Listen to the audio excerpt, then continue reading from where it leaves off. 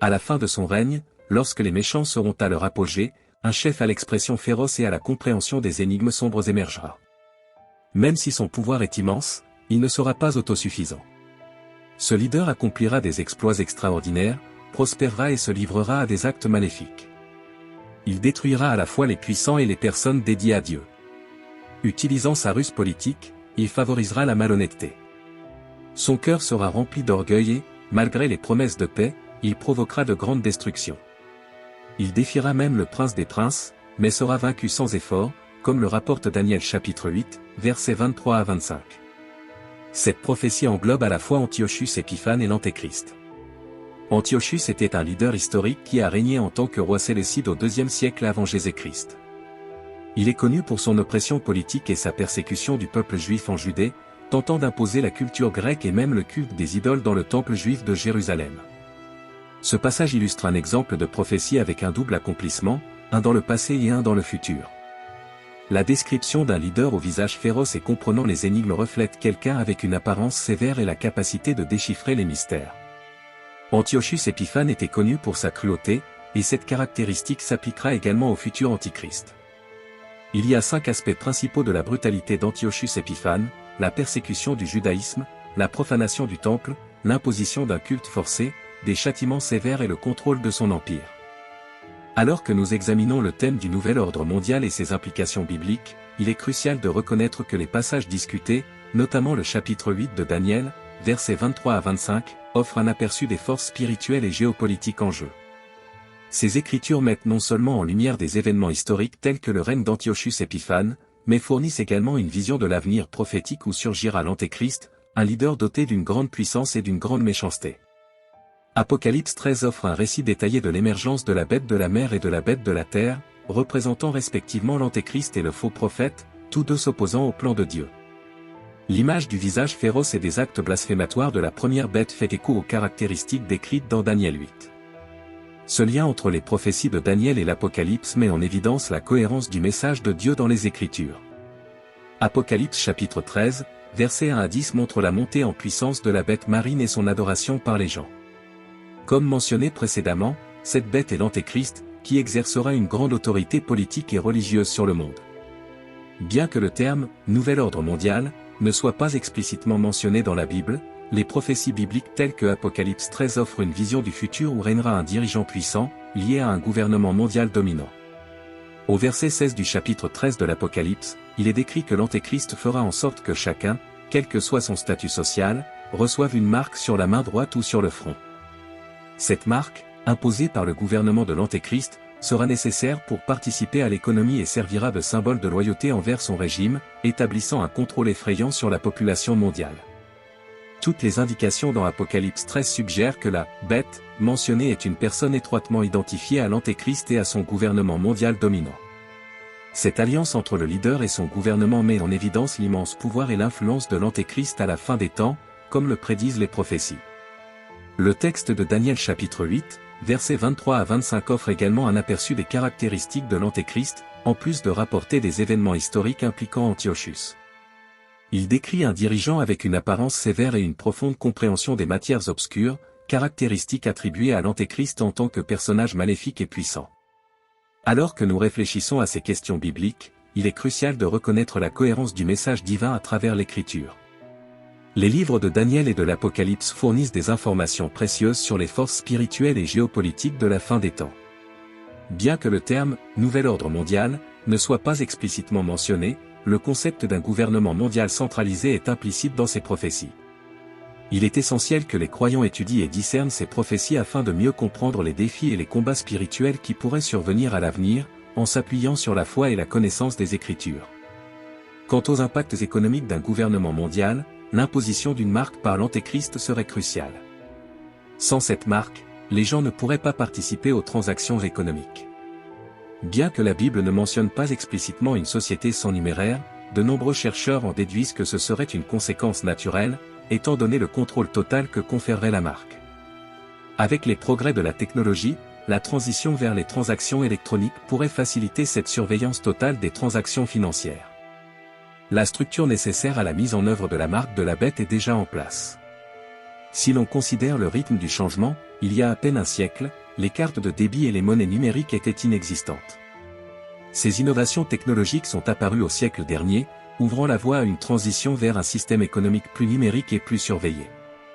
Ces derniers temps, des progrès ont été réalisés dans le secteur de la vente au détail qui ont modifié notre façon de faire nos achats. Les magasins innovants sans processus de paiement traditionnel ont commencé à remodeler notre expérience d'achat. Imaginez entrer dans un magasin, récupérer les articles que vous souhaitez et repartir, le paiement étant automatiquement traité. Dans ces établissements, les technologies avancées, telles que les capteurs, les caméras et l'intelligence artificielle, jouent un rôle crucial dans la sélection et la collecte des produits choisis.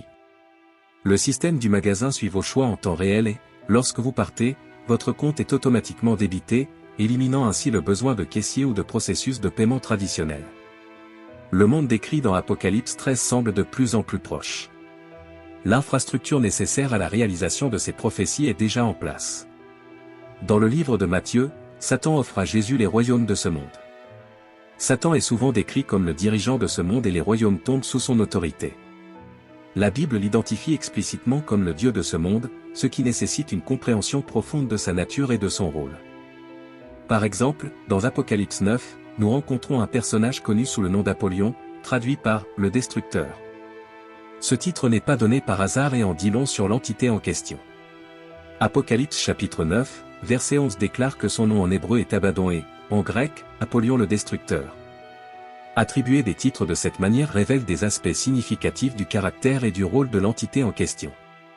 Lorsque la Bible attribue à Satan le titre de dirigeant de ce monde, elle montre sa domination sur ce monde. Il a la capacité d'élever les individus à des positions d'influence sur les systèmes du monde. C'est exactement ce qu'il a l'intention de faire avec l'Antéchrist, en lui accordant l'autorité sur les royaumes de ce monde dans des temps tumultueux comme ceux-ci. Il est crucial de reconnaître et de comprendre le pouvoir et l'influence de Satan dans ce monde, car les croyants ne peuvent sous-estimer son influence rusée et malveillante sur les gens et les nations.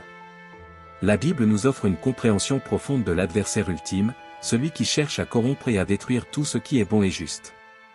Dans le livre de Daniel, plus précisément dans Daniel 8, nous trouvons une vision prophétique qui prédit la montée d'un dirigeant dans les derniers jours.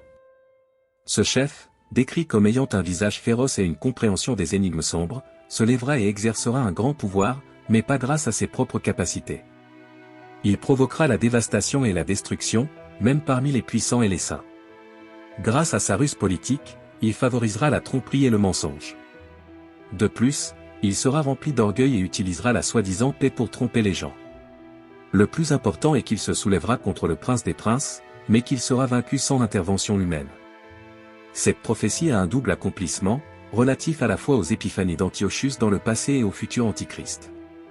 Ces caractéristiques représentent un dirigeant maléfique avec une apparence sévère et une capacité à déchiffrer des énigmes. La montée au pouvoir de l'Antéchrist reflète la description de ce leader dans le passage de Daniel et souligne l'importance de comprendre les forces spirituelles et géopolitiques en jeu dans le monde.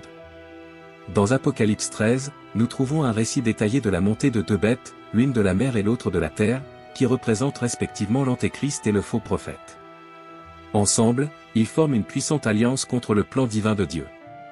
Les caractéristiques de la première bête, avec son apparence féroce, ses actes blasphématoires et sa capacité à gagner l'adoration du monde, sont cohérentes avec celles décrites dans Daniel 8. Nous ne devons pas sous-estimer la puissance et l'influence de Satan dans ce monde. Il est l'architecte de la tromperie et du chaos auquel nous assistons aujourd'hui. En tant que croyants, nous devons rester vigilants et discerner les signes des temps et le combat spirituel en cours. La Bible nous met en garde contre la tromperie ultime qui balayera le monde lorsque les gens se soumettront à l'autorité de l'Antéchrist et s'inclineront par inadvertance devant Satan.